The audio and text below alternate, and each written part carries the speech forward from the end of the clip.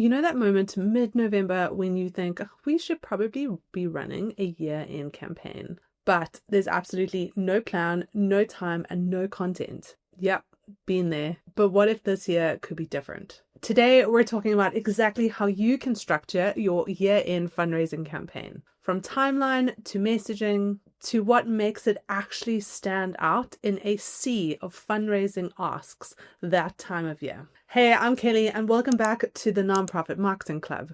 We keep things real, doable, and super simple, even in the middle of the most hectic fundraising season of the year. Let's talk about why structure in your year-end fundraising campaign really matters. Most nonprofits throw together their year-end fundraising campaign, perhaps in October, November, if they're lucky. But the truth, a really good, successful campaign starts way before this. And it all comes down to planning and clarity. Structure is what keeps you from sending 6 emails all on one day because you didn't plan ahead. It keeps you from scrambling for content at the last minute. Or worse, launching a campaign that doesn't feel cohesive at all because it wasn't prepared in advance. A clear campaign plan gives you direction, confidence, and consistency. If that sounds like something that you want for your next campaign, there are a few things that you can do right now to structure your campaign in a way that really sets you up for success, gives you that confidence and that consistency, and gives you that clear direction. And that's what I'm going to share with you today, that structure that you can use for your year-end fundraising campaign. Okay, so you know what you don't want for your next fundraising campaign, but how can you structure things differently? Now, the first thing I want you to do is to start with a theme, not just a goal. What do I mean by theme? It's the rallying cry behind your campaign. It's something that donors can get behind and support. A good place to start for this is to name your campaign. Naming your campaign makes it feel like it's more than just asking for donations, that it's actually a movement. So, first off, I want you to choose a name that's emotional, it's tied to the mission behind your campaign, and it's short. Some examples of campaign names could be Race for Life or Hope for a Future. The main point is to give it a name. The next step I want you to take is to pick your timeline. Determine how long you want to run your year-end campaign for. Do you want to launch it on Giving Tuesday, for example, which is usually the last week of November or the first week of December, and run it all the way until December 31st? Or do you want to do a longer push, perhaps starting earlier in November and working your way all the way to the end of December? A longer campaign timeline usually requires a lot more momentum building events before and during the campaign. The reason being is that things can get a bit stale when you are continuing to share the same message over and over and over again for a 2-month period, for example. However, you might benefit from tying your campaign into something like Giving Tuesday or the big Give Christmas campaign that happens in the UK, and pushing your campaign all the way to year end 31st of December, when there are notoriously way more online donations made in the last day or 48 hours of December. So your campaign timeline is completely going to depend on how much capacity you have as a team, how much momentum you want to build, and if you're going to be using key dates like Giving Tuesday or the Big Give Christmas campaign to help fuel your campaign right up until the 31st of December.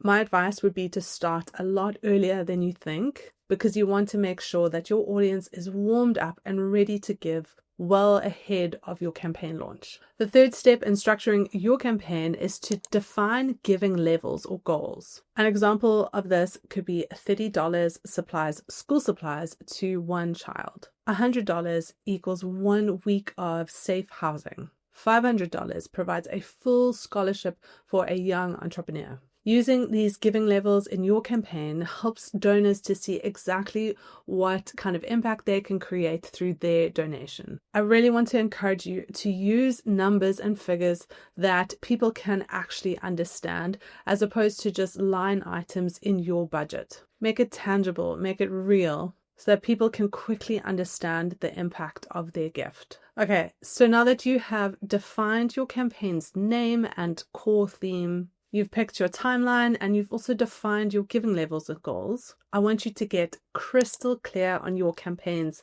message. This is your core story behind your campaign. It's the why. Why should people care? Why should people give? Why are you raising funds? What challenges are you trying to address through this campaign? Or what pain points are your beneficiaries experiencing? Now tell me how you aim to address these challenges through the money that is raised. What will these donations help to actually tangibly achieve? Then include an invitation to be part of making a difference, truly making an impact through a donation. I'd encourage you to write a short and a longer version of this campaign core message, a one-liner that briefly describes the campaign and calls people to action, and then a longer paragraph or two that provides a bit more detail. Then once you've defined this message, I want you to use it and repeat it everywhere. You want it to be repeatable. This is the core message that's going to define your social media content, your emails, your brochures, any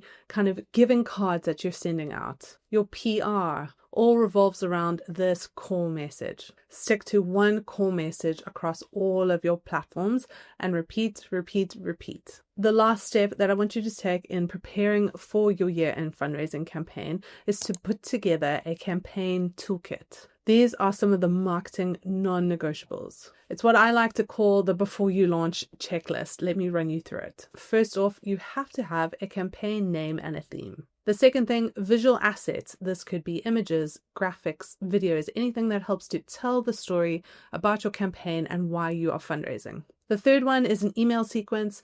This should include things like a warm-up email, a launch email, mid-campaign email, last final push email encouraging people to make last-minute donations, and then a thank you. The fourth one is a social media plan. Remember to also include planning before and for after your campaign ends. And the last one is a landing page where people can go and make donations on your website. So let's recap. I want you to give your campaign a name, then lock in those dates, lock in that timeline of when you're going to be running your campaign. Define clear giving levels that people can understand the impact and the value of the gift that they are giving. Nail down your core message and prepare that campaign toolkit. This will provide you with everything you need to launch and run a successful year-end fundraising campaign. In the next episode, we're talking about 7 non-negotiables that you need before you launch your next campaign. These will make or break your campaign's success. So look out for that episode. If you like this episode, leave a like and a comment,